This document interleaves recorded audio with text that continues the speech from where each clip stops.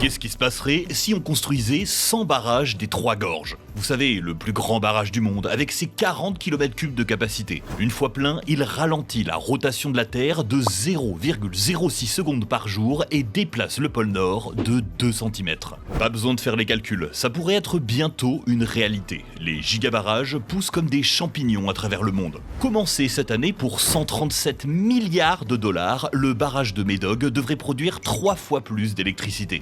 Forcément, il y a des critiques. Diplomatiques, puisque ça influera les cours d'eau d'Inde et du Bangladesh, mais aussi environnementales. Le chantier augmentera les risques de glissement de terrain, obligeant des populations locales tibétaines à quitter leur village. Des chantiers titanesques cibles de critiques, il y en a plein. Vous vous souvenez peut-être de The Line. Tout le monde en a parlé. Un gigantesque tunnel en plein désert. On vous disait que le chantier avait débuté en 2021 pour une fin prévue en 2030. Et ben aujourd'hui, le projet est tellement ensablé que l'Arabie Saoudite revoit ses ambitions. La première partie du projet devait être composée de 20 modules, chacun long de 800 mètres. Cette année, c'est tombé à 3. Pourtant, des constructions ambitieuses, c'est pas ce qui nous manque. Des défis d'ingénierie, des chantiers colossaux, des monuments à l'architecture tellement visionnaire qu'on doute que les hommes aient pu les construire. Aujourd'hui, on vous parle des plus gros projets de construction de l'histoire.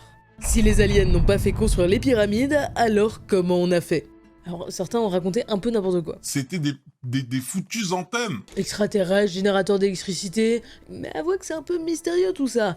Pas du tout. On sait très bien comment elles ont été construites, on n'est juste pas sûr de la méthode. Les plus grosses questions, c'est 1. Comment ils ont taillé les pierres, et 2. Comment ils ont transporté les blocs jusqu'au sommet de la pyramide. Déjà, toutes les pierres n'étaient pas taillées proprement. On s'appliquait surtout sur celles destinées à l'extérieur, pour faire propre. Mais à l'intérieur, c'est un peu plus fait à l'arrache. Grâce à l'archéologie expérimentale, on a plusieurs pistes. D'abord, on traçait des entailles sur la pierre, puis on enfonçait des petits morceaux de bois, on les arrosait, et en gonflant, l'outil cassait la pierre. On pouvait aussi les frapper avec des maillets. Après, le bloc était poli et aplani. Le transport maintenant. Toi, si t'étais égyptien à l'époque, comment tu ferais? Les pyramides étaient recouvertes de calcaire, et les carrières étaient pas à côté. La flemme de les tirer jusqu'au chantier, sauf si tu prenais le bateau. En fait, on pense que des canaux ont été aménagés aux abords des chantiers. D'autres découvertes supposent qu'on acheminait ça le long d'un bras d'une île desséchée. Faut dire, le cinéma nous a fait rentrer beaucoup de clichés dans la tête. Comme ceux des esclaves qui tiraient les blocs au fouet, alors que ce n'étaient pas du tout des esclaves. Du moins, pas majoritairement.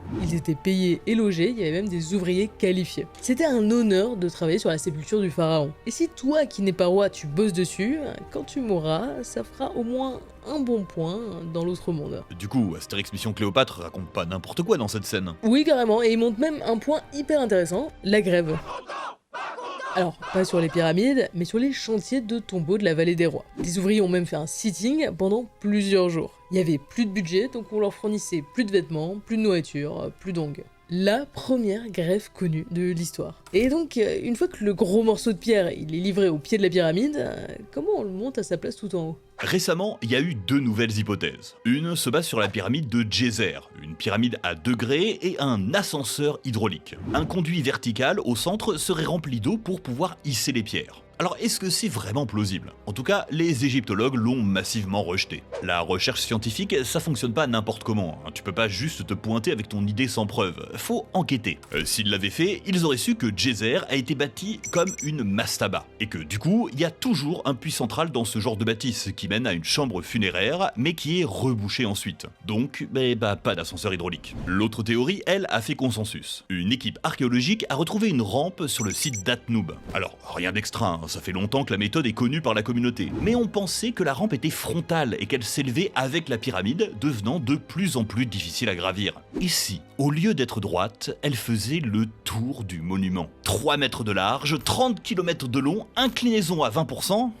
C'est jouable. En plus, ils ont retrouvé des trous tout le long, probablement pour des poteaux en bois qui aidaient à tracter les pierres. En recouvrant le sol de limon pour que ça glisse plus facilement, c'était sûrement possible. Alors, Atnoub n'est pas une carrière, ni une pyramide, mais des inscriptions laissent penser que la technique était connue à l'époque de Khéops. La tour Eiffel est algérienne? C'est la panique sur le champ de Mars. Un ouvrier italien est tombé du haut de la tour fraîchement inaugurée. Les rumeurs vont bon train. Il était pas en service, il s'amusait à faire des acrobaties sur l'édifice et il a glissé. Mais non, pas du tout. Il bossait sur l'installation des ascenseurs. C'est un accident du travail. Eiffel dédommage la famille et essaie d'étouffer l'affaire. Faut dire, Angelo Scagliotti sera le seul à déplorer sur le chantier de sa tour iconique. Faudrait pas entacher le succès, vous comprenez? Parce que ce projet, de 1, ne partait pas gagnant, et de 2, a essuyé pas mal de critiques, même aujourd'hui. Vous savez peut-être déjà qu'elle a été construite pour l'exposition universelle de 1889, où, pour célébrer le centenaire de la Révolution, on a voulu faire une grande tour. De 300 mètres donc, histoire d'atteindre la hauteur symbolique de 1000 pieds, encore inédite à l'époque. Alors, il y a eu de la concurrence, notamment une sorte de phare en pierre porté par un architecte et non un ingénieur comme Eiffel et ses collaborateurs, et qui n'était pas vraiment loin de gagner. Eiffel fait jouer de ses relations et finit par récupérer le projet. Et ça ne plaît pas à tout le monde. Alors déjà, il y a les riverains, et on peut les comprendre, un truc aussi haut, je voudrais pas non plus que ça tombe sur mon appartement haussmannien. Un d'entre eux tente même un procès, mais Gustave, il a pas le temps pour ça. Il promet de dédommager de sa poche les habitants en cas d'accident. La critique la plus connue, c'est la protestation des artistes en février 1887, un mois seulement après le début du chantier. Imagine tes plus grandes idoles, dont Guy de Maupassant, Alexandre Dumas, Charles Garnier, le gars de l'opéra, et tant d'autres qui écrivent un article pour te dire que tu défigures Paris avec ta tour dégueulasse. La ville de Paris va-t-elle donc s'associer plus longtemps au baroque, aux mercantiles imaginations d'un constructeur de machines pour s'enlaidir irréparablement et se déshonorer? Eiffel tient bon et répond que déjà c'est un peu trop tôt pour juger et que sa tour de toute façon elle aura sa propre beauté parce qu'elle sera un bijou d'ingénierie. Donc il l'a construit comment, sa lame de fer? Le fer? Tiens, on va débunker un truc. Il y a quelques années, une rumeur circulait comme quoi il venait d'Algérie. Eh bien c'est une fake news. Parce qu'on sait d'où vient le fer de la tour et c'est même noté dessus, de Pompée en Meurthe-et-Moselle. Mais bon, après c'est peut-être pour camoufler la vraie provenance du fer de l'Algérie, qui était de meilleure qualité. C'est possible, sauf que les mines où Eiffel serait allé chercher n'ont été inaugurées que des dizaines d'années plus tard. Alors ce fer, comment on l'a assemblé? Les 18 000 pièces de la tour sont d'abord préparées, dessinées et découpées dans les usines Eiffel à Levallois-Perret. Ensuite, elles sont amenées sur le chantier. S'il y a une erreur, elles repartent. Le reste est assemblé à l'aide de rivets chauffés pour pouvoir être manipulés plus facilement. Une fois refroidies, les pièces sont bien fixées, c'est du solide et ça pousse vite. Dès la fin de 1887, les 4 arches du rez-de-chaussée se rejoignent. C'est un moment critique, on règle leur inclinaison au millimètre près à l'aide de boîtes de sable pour les redresser ou les abaisser si nécessaire. Le reste du chantier se passe sans encombre. La tour sort de terre en à peine 2 ans et 2 mois grâce aux efforts de près de 300 ouvriers chaque jour. Une véritable prouesse. Pile à temps pour l'exposition. Manque juste les ascenseurs qui seront ajoutés ensuite.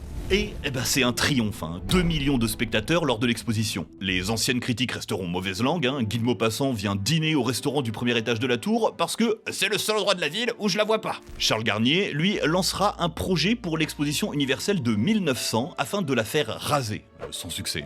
La tour Eiffel est toujours debout aujourd'hui, et si vous voulez savoir pourquoi, on vous renvoie à cette vidéo. Si les Parisiens l'ont d'abord rejeté, les Anglais nous ont enviés. Un gars s'est dit que ce serait bien d'en avoir une encore plus haute à Londres. Alors il étudie plusieurs projets, essaye de recruter Eiffel, choisit l'emplacement dans un parc en périphérie de la ville et lance la construction. Le premier étage est monté quand la tour se met à pencher. Oui, personne n'avait pensé que les fondations qui étaient dans un sol marécageux n'allaient pas tenir. Un échec cuisant, personne ne pourra jamais remplacer la tour Eiffel. Le canal de Panama a failli être français. Ça partait pourtant bien, on avait mis sur le coup un gars qui avait déjà cartonné avec le canal de Suez, lui il était partant pour renouveler l'explo aux Amériques. Faut dire, ça arrangeait bien tout le monde qui a la bougeotte en cette fin de 19e siècle et qui veulent pouvoir faire affaire sur tout le globe. Un petit trou juste là dans ce bras de terre d'à peine 80 km éviterait au bateau de faire un long détour le long de l'Amérique du Sud sur des voies navigables, pas ouf. Et si t'as vu notre vidéo sur les océans les plus dangereux, tu sais de quoi on parle. L'ESEP achète la concession du terrain, crée une compagnie et lance le projet en 1880. Et c'est un enfer.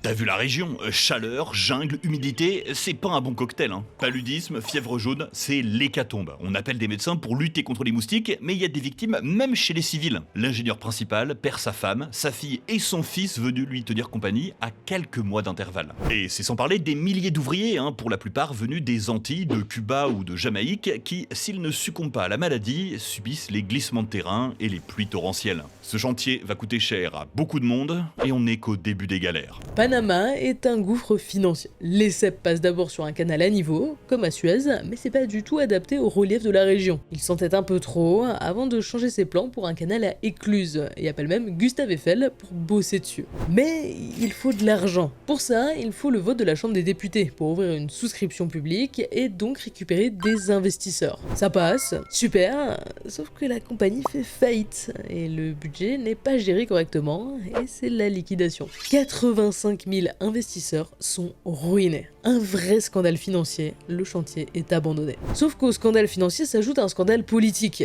Tu vois le vote à la Chambre des députés? Eh bien, il a été corrompu. Des collaborateurs de l'ESSEP ont acheté la voix de certains parlementaires, parmi eux, il y a même Georges Clémenceau. Et la presse aussi a reçu des pots de vin pour vanter le projet. Là, c'est trop. Ça finit en prononcé. Des députés perdent leur siège, dont ce bon vieux Clémenceau, hein. Mais t'inquiète, il se refera. Eiffel et d'autres collaborateurs sont condamnés à 2 ans et Lesseps à 5 ans. Et le canal, il va être récupéré par les Américains. Eux, ça les arrangeait bien de le terminer, hein. Ils pourront contrôler la circulation mondiale, récupérer de l'argent, et comme ils sont en plein essor impérialiste, c'est tout bénef. Ils vont jusqu'à soutenir un coup d'état dans la région pour que le Panama obtienne son indépendance. En 1903, le pays leur donne la souveraineté perpétuelle sur le canal. Ce dernier est enfin terminé 11 ans plus tard, au lendemain du début de la Première Guerre mondiale. Autant dire qu'en France, tout le monde s'en moque un peu, hein. Le chantier est resté meurtrier pour ses ouvriers jusqu'au bout, qui, en plus des conditions de travail ignobles, subissaient la ségrégation raciale. 22 000 morts en tout. Le canal sera un des symboles de la puissance des États-Unis pendant tout le XXe siècle, jusqu'à la rétrocession au Panama en 1999. Il connaîtra un nouveau chantier d'élargissement en 2007-2008, moins rocambolesque, faut dire, certains gros cargos passaient tout juste. Aujourd'hui, le canal de Panama est considéré comme une des 7 merveilles du monde moderne, comme le tunnel sous la Manche ou l'Empire State Building. Le Burj Khalifa est-elle encore la tour la plus haute du monde ? À ton avis, tu mets combien de temps pour l'escalader? Il y a un gars qui l'a fait sans équipement et il est français. Ça lui a pris 6 heures pour gravir les 828 mètres. À une telle hauteur, le Burj Khalifa est visible à plus de 100 km à la ronde. Mais comment est-ce qu'elle fait pour tenir debout? Rien que le vent devrait la faire tanguer, hein. D'ailleurs, c'est le cas. Quand ça souffle, le sommet oscille d'environ 2 mètres. C'est grâce à la structure. La tour a un noyau en forme de Y et des terrasses positionnées en spirale. Du coup, elle ne prend jamais le vent en pleine face. Rien n'a été laissé au hasard, et ce dès les fondations. Contrairement à la tour Eiffel anglaise, là, le sol de Dubaï, c'est que du sable. Aucune chance de maintenir un tel édifice, il a donc fallu creuser jusqu'à 50 mètres dans le sol avant de pouvoir se reposer sur un truc plus solide. On a mis des pieux et écoulé l'équivalent du poids du plus grand porte-avions de la marine américaine. 11 000 tonnes pour que ça tienne. Et qu'est-ce qu'il y a à l'intérieur? Tu peux la visiter. Il y a plein de trucs à faire, une salle de prière, l'un des restaurants les plus hauts du monde au 122e étage, un hôtel 5 étoiles, 2 belvédères pour observer la ville, mais il y a aussi des bureaux, des piscines et des appartements de luxe. Le Burj Khalifa a déjà fait parler de lui dès son chantier, entre 2004 et 2009. Et oui, on va reparler de grève. Parce que, qui a construit tout ça? Il y a l'architecte, le développeur et les ouvriers. La plupart d'entre eux venaient d'Asie du Sud-Est et étaient traités de façon assez questionnable. Confiscation de passeports, logés parfois à 11 dans une même pièce sans fenêtre, 50 degrés en plus au chaud, je rappelle, de longues journées de travail, un salaire de misère, en moyenne 2,60 € par jour, déduit sur les heures de pause pour manger ou pour prier. En mars 2006, la grève éclate sur le chantier et les violences avec. Les travailleurs ont saccagé des bureaux, cassé des ordinateurs, vandalisé des voitures, près d'1 million de dollars de dégâts pour la première émeute de l'histoire de la ville. Et encore aujourd'hui, la tour est pas finie. Il y a un nouveau projet qui propose d'ériger un gigantesque donut autour de la tour. Un nouveau quartier à 550 mètres du sol, d'une circonférence de 3 km. Le tout alimenté en eau de pluie et énergie solaire, histoire d'avoir l'air plus vert, plus présentable. Est-ce que le Burj Khalifa sera un jour dépassé? Est-ce qu'on peut construire encore plus haut? On se posait déjà la question dans une de nos vidéos il y a 5 ans. On vous parlait alors de la tour de Jeddah, dont le chantier était arrêté. Et bonne nouvelle, il a repris en janvier 2025. Une fois terminé, la construction devrait atteindre la barre symbolique des 1 km de hauteur, un palier semblable à celui de la tour Eiffel à son époque. Mais un autre projet lui fait déjà concurrence, la tour de Rise, qui vise les 2 km de haut. La folie de construction des hommes semble n'avoir aucune limite. Et toi, tu penses à certains projets dont on n'a pas parlé et qui te fascinent, voire t'inspirent? Dis-nous tout en commentaire.